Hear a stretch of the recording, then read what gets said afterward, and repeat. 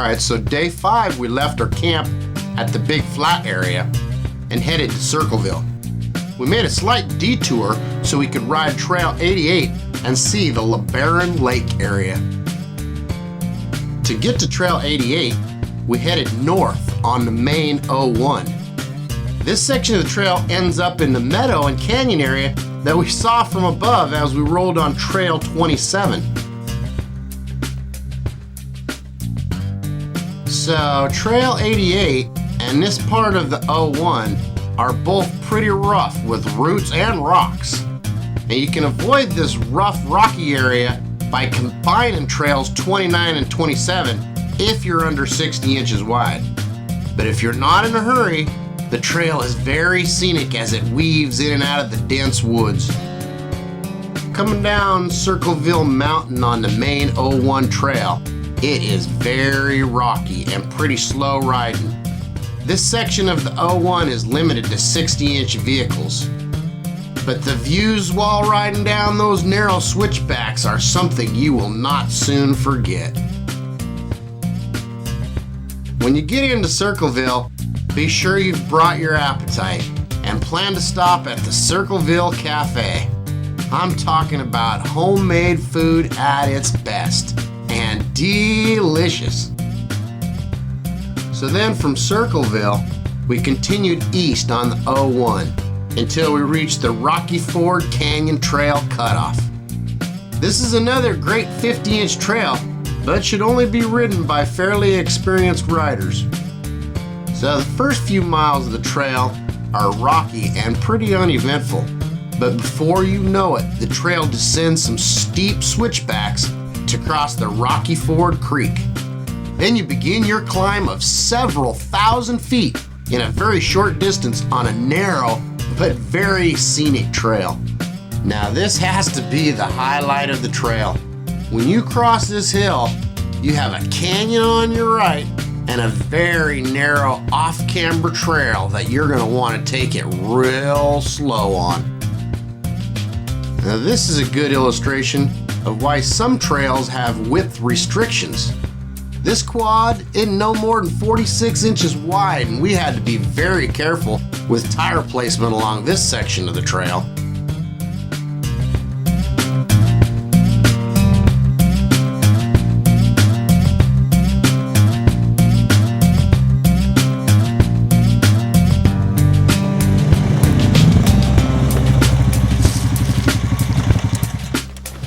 Well, we've made it almost all the way down the Rocky Ford Canyon Trail.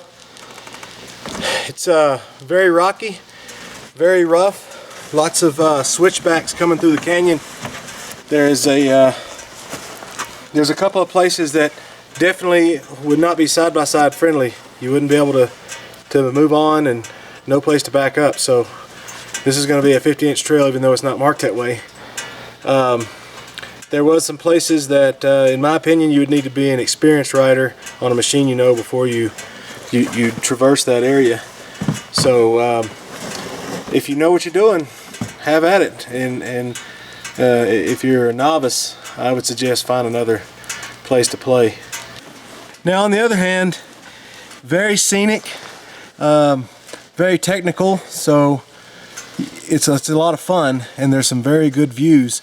And as you can see, you get out of the sagebrush desert and once again find yourself surrounded by aspen trees and evergreens. So the change of scenery was just awesome. And then after the Rocky Ford Trail, we continued through a series of Forest Service roads to the town of Antimony. The trail's very well marked, but it's pretty rough and rocky. So if you're planning to ride through Circleville or Antimony, be sure to make note that there's no place to get gas in either town. The closest gas station is actually in the town of Junction, which is just north of Circleville.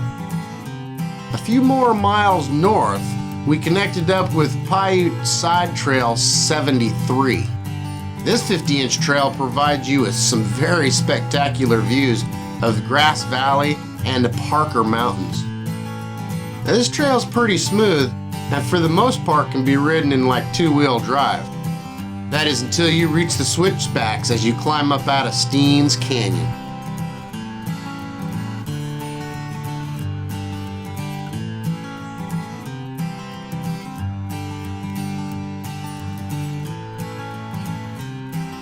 After climbing up out of the canyons, we continued on Trail 73 to the top of Forshea Mountain. This section crosses meadows with patches of aspen trees, and be careful because you're likely to encounter some livestock as this is prime grazing land. Now when you reach the top of Forshea Mountain, be sure to take a moment and enjoy that scenery. Although it was getting dark on us, the views of the valley below were magnificent to say the least. Now as our time out on the trails comes to an end, we can't help but be amazed by the diversity in the terrain, the wildlife you see out on the trails, and the almost endless opportunities to ride and explore this part of Utah. Camping out on the trail is a great way to travel the Paiute ATV Trail System. So if you have kids or grandkids, brothers, sisters, nieces, nephews, bring them along. Share this rare opportunity to connect with nature and create memories that are gonna last a lifetime.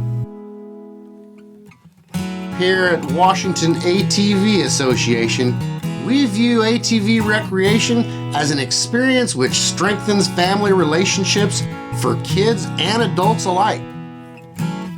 So for your next vacation, you really ought to consider making a trip down to Utah and riding the Paiute ATV trails. For further information on the Paiute ATV Trail System, be sure to check out our website, watva.org. Thanks for watching, and we'll be out on the trails, so you just gotta come join us.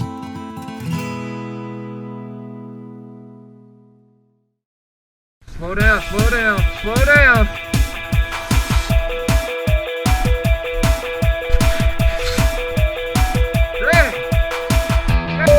Action. Hey, it's John with Watching an ATV. Don't do the shooting for Gavin. Elevation is 10,250 feet. The trail here from Marysville will take you. Yeah, hold on. Take two. All right.